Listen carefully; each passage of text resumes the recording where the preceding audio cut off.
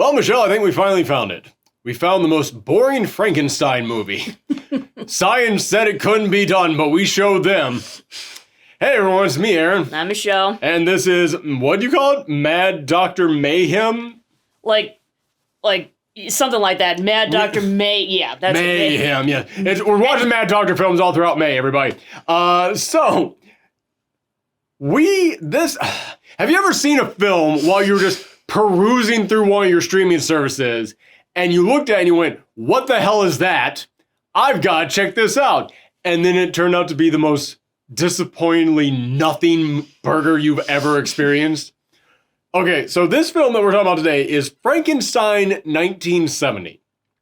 And we saw that. We saw the title as we were perusing through a streaming service, and we were like, so this is like a Frankenstein film that they made in the 70s that's set in the 70s? That could be kind of interesting. Disco Frankenstein is how I believe you described it. But then we checked on more info. This film was made in 1958. And at that point, I got giddy. Because I was like, oh, it was made in 1958. But it said 1970? That means it's people in the 50s talking about what the future was going to look like. You know that's a gold mine of comedy. You know that's always great. All those 1950s films were like, in 12 years, we'll be living on the moon. It's like, you motherfuckers weren't even close. We might reach the moon then. We're not going to have houses up there. No. We still don't have that. No. And you know what? Good. Who the fuck wants to build a house on the moon? I don't need that shit. We can't even get houses in this country, let alone the moon. So, that was a weird tangent. Anyway, but yeah, we saw that and we were like, oh man, I'm about to eat. This film is going to be goofy, future 50s stuff with Frankenstein in it. Also, it makes sense for like a Frankenstein movie to be like sci-fi set in the future, because it's like, oh, we have the technology to bring people back to life. So out of all the monsters out there that you could set in the future, hell yeah, the Mummy ain't going to the future. Wolfman ain't going to the future. Dracula, maybe. But Frankenstein, dead set. Perfect. Makes so much sense. This film is boring as hell. Yeah. This film is nothing. Mm-hmm. This film, I need a thesaurus to tell you all the ways that this is a nothing movie. So let's go ahead and start with this. It starts with an actual pretty good sequence that had me actually excited for this film. Of this woman being chased down by a Frankenstein-like creature, but you only see him from like here down. Yeah, like from you see the hands, and they're like Wolfman hands. Yeah. But he's also got the big clump and Frankenstein boots. I was like, oh man, okay, what's going on here?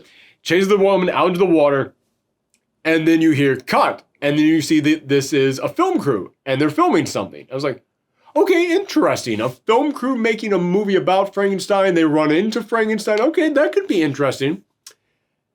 But then the first crack appeared that made me go, I'm sorry, what? In which one of the actresses says that they have to get this film made to celebrate the 230th anniversary of Frankenstein. A couple things about that.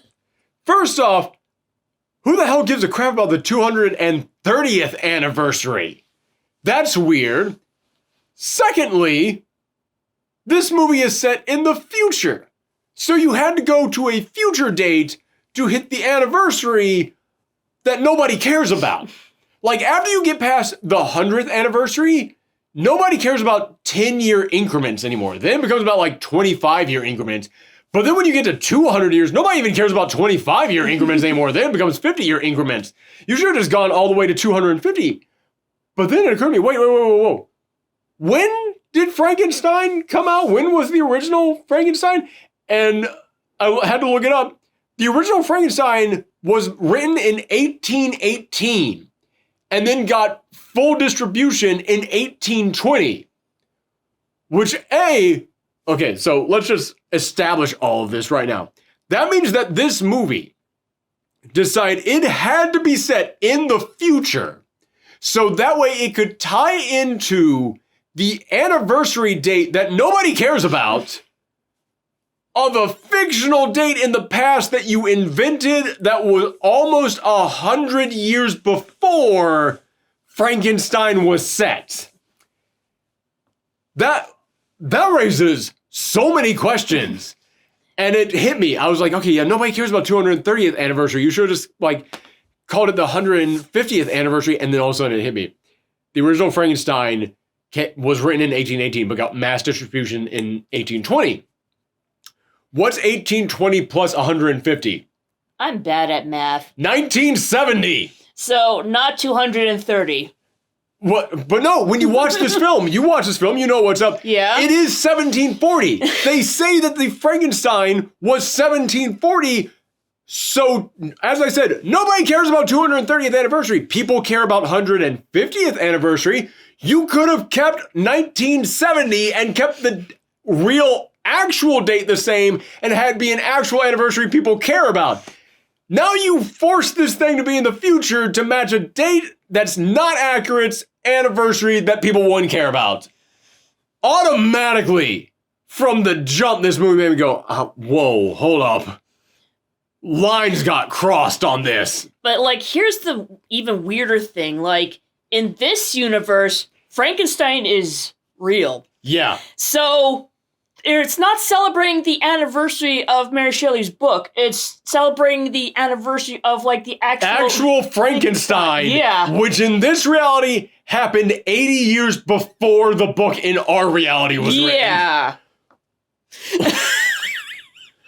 Whoa. Okay. So, that's our premise. Yeah, that was, like, automatically, it was just like, I don't even know how many wires are getting crossed on this. I have so many questions. So yeah, interesting premise. But that is the very important thing that we do need to talk about. In this reality, apparently Frankenstein actually existed. In 1740, which, think about the fact that America was founded in 1776. Think about what you imagine when you think of like the founding fathers. And now picture that 36 years before that, some dude over in Europe was resurrecting the dead. Think about what you imagine when you picture, sorry, it's really hitting me right now. Okay, again, 1776 was when America was founded. Ben Franklin. We all know the story of Ben Franklin out there with the kite and the key and all that stuff, and how he got, like, electricity. I don't even know if any word of that is even remotely close to true, but that's the story. Think about 36 years before Ben Franklin had his kite out there with the key, there was some guy in Europe who had giant conductors and just conveying the power of God and electricity himself. It's like, man, Ben Franklin's a dick. Ben Franklin's like way behind schedule. I'm like, you're a chump, Ben. Ben, you ain't anything impressive. Over in Europe, they've got massive conductors. Tesla's pulling shit together right now. And Tesla ain't even gonna be born for 50 more years. Yeah, it's insane thinking about the mere premise of this. But this film crew is going, and they're making their Frankenstein film to tie into the 230th anniversary of Frankenstein, the real apparent Frankenstein. So they go and find Frankenstein's descendant, who is played by Boris Karloff. And this is another one of those things that I don't. They say that the original Frankenstein was his great-great-grandfather. But this Frankenstein, when we first meet him, he's talking to a friend of his. And he's talking to him as if they've been up to something that we, the audience, should already know, but it's never really conveyed. And there's a line in there in which Boris Karloff's character, Frankenstein, is talking to this man and says, "Would anybody believe that you and I are the same age?" And I was like, what the hell does that mean? What? What are you trying to imply by that? I don't know what you're trying to convey to the audience with that statement, because it makes it sound like your friend there who looks younger than you had something done to him to make him look younger, or did you do something to yourself that makes you look older? But why would you do that? Yeah. But also, it's heavily implied that this might not be the great-grandson of the original Frankenstein. It might be the actual... Because there's moments in which he's looking at a photo of clearly Boris Karloff, because that is clearly Boris Karloff, but when he's actually Dr. Frankenstein, he's covered in makeup, so he doesn't look like him at all. And at first I thought that was supposed to be his great ancestor, but then realizing that's the same guy makes you wonder, like, did you, like, invent immortality or something? I mean, that is what Victor Frankenstein's motive was. Yeah. So, it'd be really impressive if he was able to, like, do that. But then why did you tell your friend, who apparently knows your dark secrets, that you're both the same age despite you looking older than him? That made... I don't know what the film was trying to say. Unless he experimented on his friend, or... Maybe? I don't... Maybe? I don't know what this film is trying to say. I don't know. It's like, it's such a throwaway line, too. It doesn't have much to do with, like, anything else. That's the thing. The 230th anniversary thing was also kind of a throwaway line. Like, it doesn't fucking matter. Like, yeah, we see the tombstone and it says 1740 on there. Why is this 1970? There's nothing in here that implies that you were saying this 12 years in the future. Yeah, we see the device that Dr. Frankenstein is using to create his new Frankenstein's monster, and it looks super high-tech and futuristic, but this is the 1950s. Every mad scientist machine looked like that back then. You didn't need to set this in the future. There's no reason to set this in the future. No reason for this to be 230th anniversary. Why did you set 100 years in the past before actual Frankenstein to tie into some made-up date? And then you've got that line there. That's what this movie is. There's so many lines that make you go, why is that important? Why did you stop the film to say that? That just jumbles everything up. I know. I felt like the people who made this movie wanted to, like, sound smarter than they thought they were, but ended up sounding really stupid because they don't know how to do math. Yeah, I guess. Maybe that, or maybe this was originally a different script. Maybe. That's kind of the feeling that I get from it, but there's still, like, so much, like, the big castle, all that. Like, I don't know what the hell was going on with this.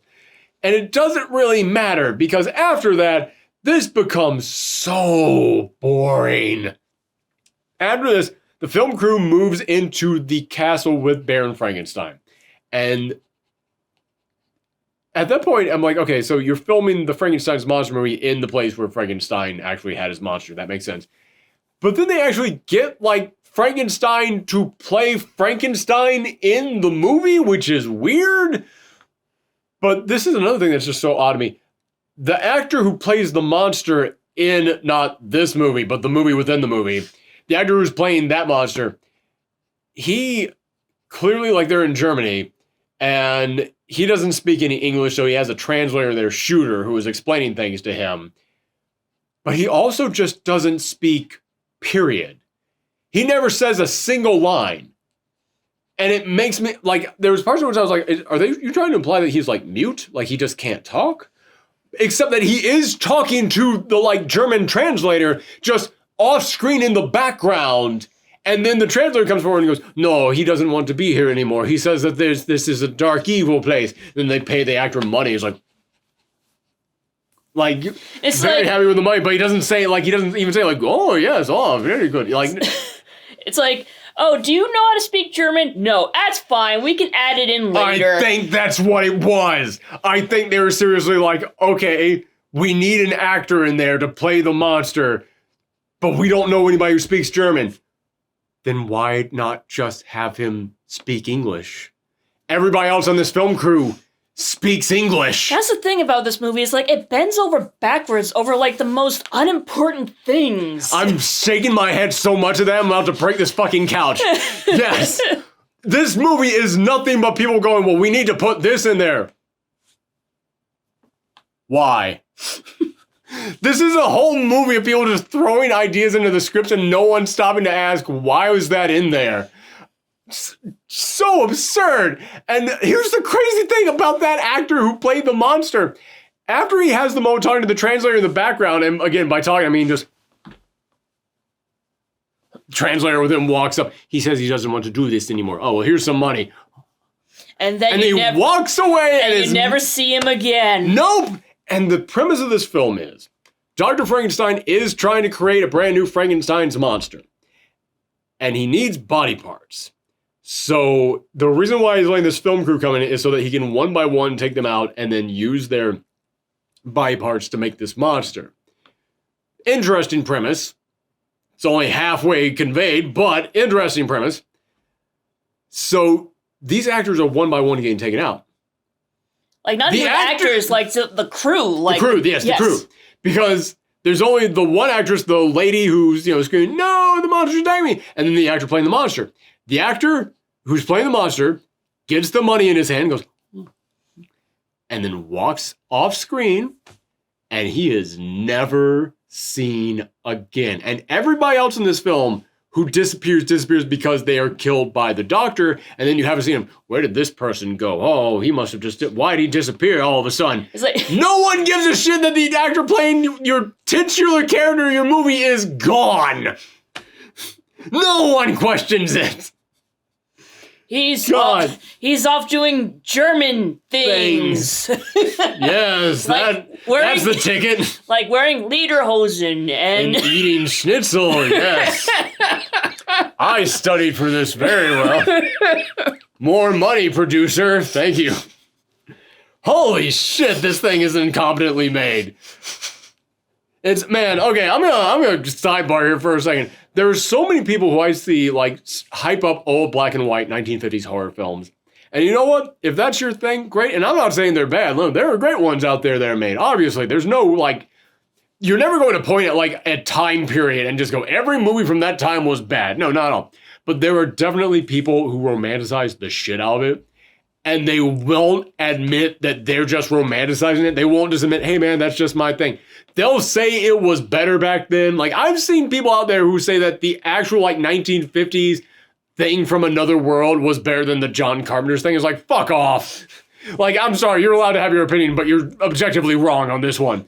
And it's those people that I just imagine watching this going, no, there truly is a great mind-bending performance going on here, multiple layers that aren't being made. No, this thing sucks. This sucks ass. So anyway, that was one of those things. That's how mad this movie got me. I started having an imaginary argument with a fan of it that doesn't exist. You ever do that? You ever get that mad that you're actually preparing for what you would say to the guy who likes the thing? Anyway, so one by one, he starts luring people into his underground basement to have their parts used for this Frankenstein. And the first time that we see it, it's just the body wrapped up in bandages, and you see him take some of the bandages off the arm, and you see the little staples in the arm. It's oh yes, okay, that's coming in. But there's nothing covering the head. The head is just a skull. Mm-hmm. And like I said, this is supposed to be set in the future, and in my mind I was okay, this is when nothing so far seems futuristic. Granted, again, the big machine that he's using on the monster, it seems futuristic, but it's a 1950s mad scientist film. Every one of them look like that. So that doesn't mean anything. You ain't special. But the monster's head is just a skull. And I was looking at that holy shit, are we about to get Ghost Rider Frankenstein? I am down, okay, that's some futuristic weird we're getting out there. It's just a skull for a head. That's how we're getting weird with this Frankenstein. I thought he was gonna I don't know, skin graft or something. That's what I figured too, yeah. Realistically speaking, my hopes were we were going to get Ghost Rider Frankenstein. But realistically, I was he's going to take one of the faces of the people who actually work on the film and put it on it. It's okay, so that'll be it. That doesn't happen. One guy comes in, it's the translator, Shooter. And I will say this, as bad as this film is, there are a few moments in there that are actually decent. When the translator Shooter comes into the lab and discovers it, you see Dr. Frankenstein look up and he goes, oh, why did it have to be you, Shooter? And I was that's an actual good line. That's a good delivery. Way to go on that one. All right, that's not bad. And apparently this Frankenstein has hypnotic powers. That's a weird trend going on between this movie and the one that we talked about last time.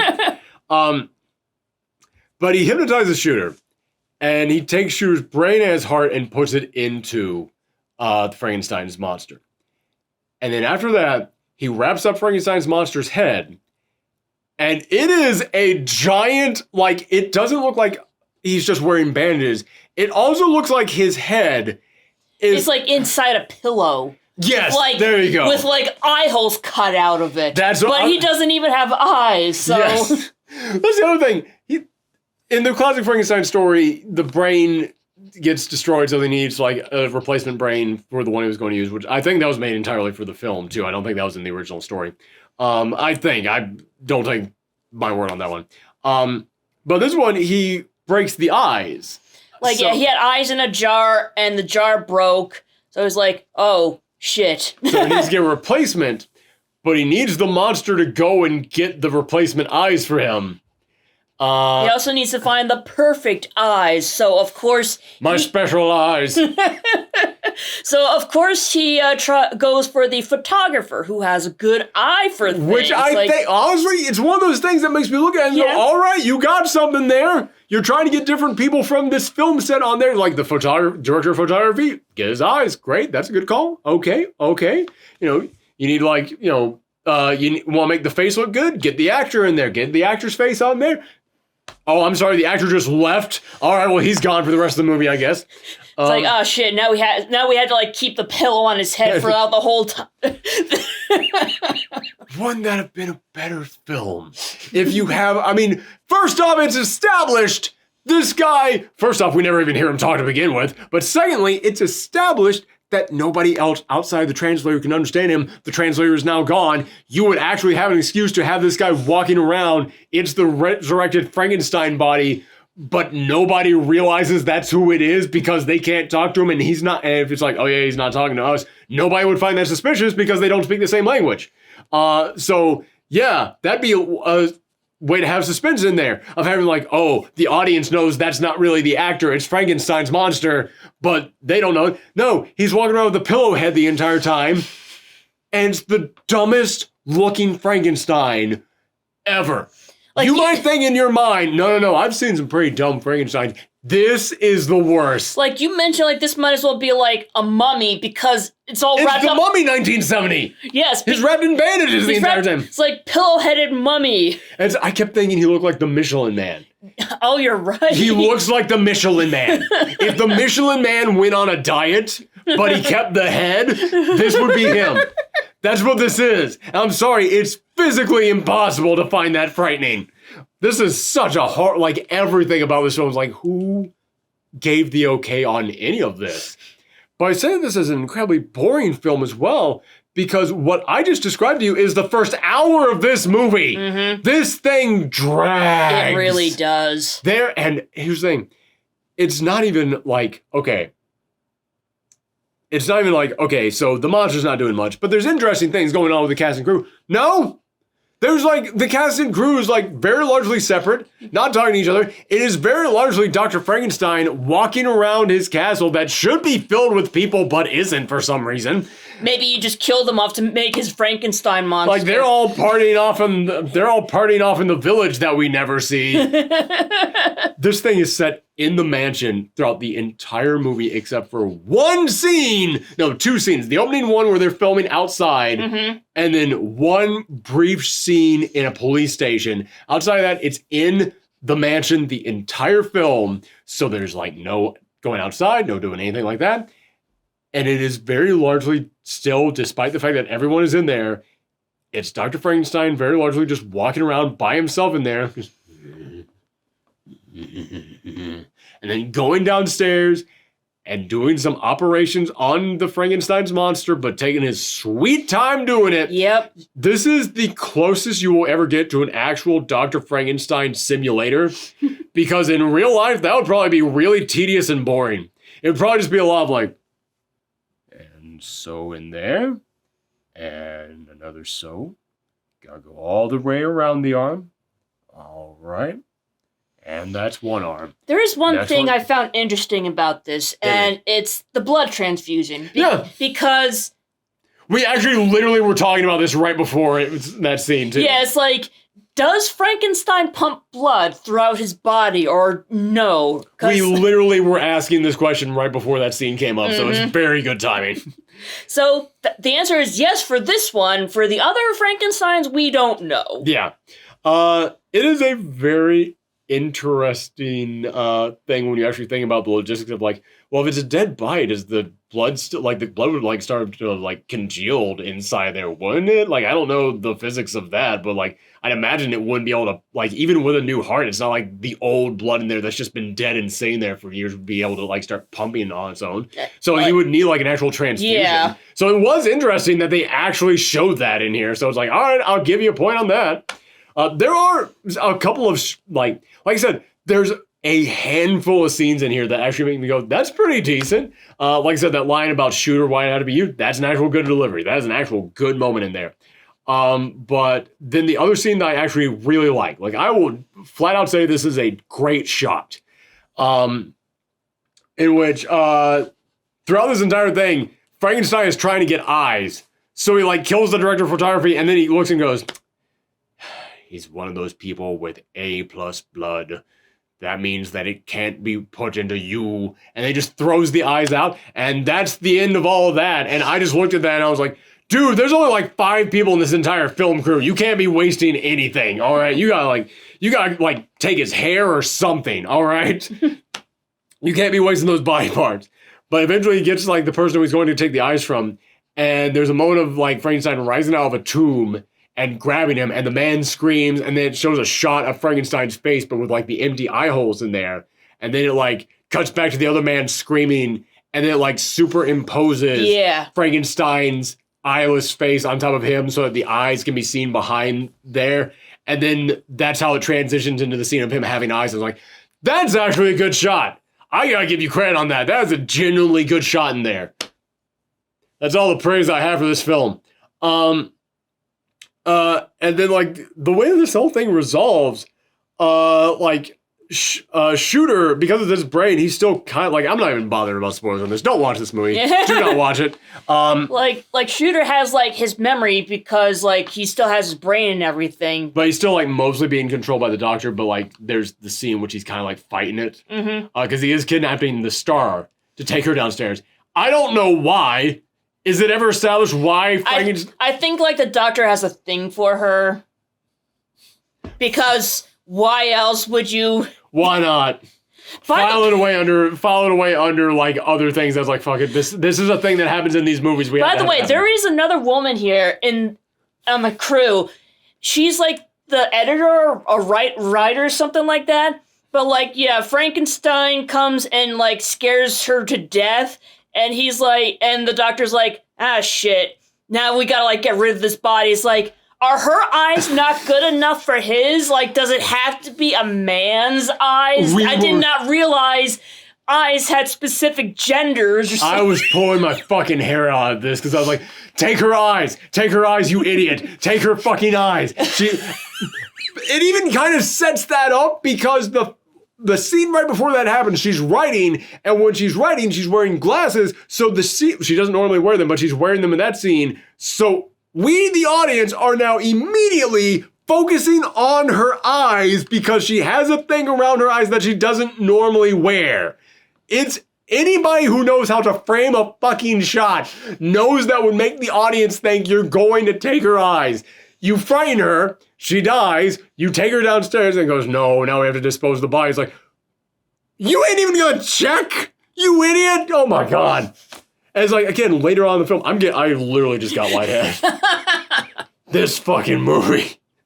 Oh, there's the thumbnail. Okay. So yeah, after that, when he kills the photographer and he takes his eye, he goes, oh, they're not the right blood type, which I do find that to be an interesting callback because in the old Universal Monster films, Frankenstein, when he got a new brain in him that wasn't a correct blood type, it caused him to go blind. And that Frankenstein, and the brain that got put into him was Igor, and Igor was played by Boris Karloff, who is Dr. Frankenstein here. So on a very meta level, I found that interesting that they included that in there. But that's like, meta and $2 will get you a coffee. Like, that's all. Actually, no, it won't. Actually, no, from like the corner store it would. Back in those days, yeah. $2 back in the 1950s would have gotten you a house. $2 in the 1950s funded this movie.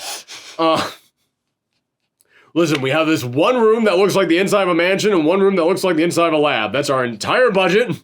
That's it. God damn. Okay, so. Yes, he scares her and, like, he doesn't even bother to check if she has, like, the correct blood type. And later on it's established that they need the correct blood type, but you should have established that then, at that moment, rather than just tossing her aside. And again, every single time that someone disappears, the doctor just comes out and goes, oh, they told me that they had to go and do this over there. Or like the lady who gets scared to death, she's the ex-wife of the director. And the director's just like, well, guess she's just having one of her fits. It's the 1950s and she's a woman, so it's gonna happen. God damn. And that's, again, that's the movie. The movie, like, okay, first guy who leaves is, well, technically first guy who leaves is the actor, but we don't even mention him. He's just gone. Second guy who leaves is the translator. The doctor says, like, oh, he says that he has a family issue that he had to go and tend to. It's like, oh, well, that's a shame, but, don't have cell phones back then, can't check it. Then the lady, the writer leaves, disappears, and they just, like, kind of, like, brush that aside, and the doctor, again, is just like, oh, you know how women are. They have those emotions. But then the photographer leaves, and they finally call the cops. It's like, okay, 3 people have vanished. Should be 4, but we're not counting the actor. 3 people have vanished. Something's going on. And then Dr. Frankenstein himself comes up and goes, oh, well, he told me he had to go out very quickly to get a new type of lens. And it's like, okay. At that exact moment, you should turn and arrest this motherfucker. This, like, feels like a comedy skit in, like, Saturday Night Live or something like that. Like, it's the fact that 3 people just in quick succession just vanished. Like, and the only one who knows anything about it is the guy who isn't a member of your crew. And he is also the descendant of the guy known for chopping up bodies and putting them into a big zombie body, which apparently really happened in this world. And it is just, again, it's one of those things that it feels like more people should be acknowledging. We live in a world where it is a common fact that you can resurrect the dead. I don't know how that would play into conversation, but when you're making a movie about it, which is what the premise of this movie is, feels like someone should acknowledge, feels like someone should pull the doctor aside and be like, oh, wow, so your great-grandfather really did that thing. That thing of, bringing the dead back to life. Man, that must have been a real thing. You ever think about that? Just something. oh, boy. I am so burned the fuck out talking about this one. And, like, the thing is, the way the monster is defeated is so anticlimactic. I don't know what the fuck happens. The monster is convinced to turn on Frankenstein. He goes down to the lab, and then all of a sudden the machine they just kept putting the Frankenstein into just starts spraying out smoke. Apparently that's supposed to be like radiation. I guess. So they both ended up dying of radiation poison or some shit like that. This is also the weakest ass Frankenstein we've ever seen. I just keep thinking about it, I was like, man, every other Frankenstein survived being buried under a burning building or has a Wolverine healing factor to him. This guy, man, you're a dead body and you couldn't even survive radiation. That shouldn't affect you. If anything, the radiation should have made you stronger or something like that. I was thinking that same thing. Just absorb that shit. Oh, but I am so lightheaded. I'm not even joking. Okay. But yeah, then at the end they come in, they cut open the pillowcase, and it's revealed that it's Dr. Frankenstein's face. Because they listened to a tape that he had been recording in which he says, I wanted to, pay tribute to my legacy or something like that. It does not matter. And then it ends. We are so checked out of this thing. This thing sucks. It is just a collection of ideas that nobody stopped to ask, why are you doing this? I'm not giving it an F because there are those handful of moments that made me go, that's actually pretty good. But I feel like it doesn't deserve a D either. It's E? Wow. Had to invent a grade for this shit. I'll go D-. Okay. I feel D- is fine. Okay. If you want to give it like an F+, that's gonna be a new thing we do. Holy shit. It's a low sum all bullshit by that standard. Holy shit. The grading scale is it made Thorgy lightheaded. Holy shit. I'm gonna lie down after this one. Oh, but that's it. That is part 2 of Mad Scientist Mayhem. Do you know what movie we're gonna do next? Next, I was looking up like Mad Scientist movies. It's shockingly enough, so many of them are old black and white films. There are not a ton of modern day Mad Scientist films. That's very interesting to me. But there is one that I've never seen that I feel like I should probably check off. It's the original Fly. Oh. Yeah, I've never seen the original. I've seen the 1980s one, which is very sad. But we're gonna see the original one. The one from like the 1950s, the old black and white one. I've never seen that one, so we're gonna see how that is. I know about the ending, and that ending has frightened me ever since I was a child, so I'm gonna see how I feel about it now. But there we go, everybody. Come back for that one. In the year 1970. The far-off, futuristic, looks exactly like this day and age, 1970. So that way we can match the date of the original Fly movie that came out, 1823. So, bye, everybody. Bye. This movie fucking sucks.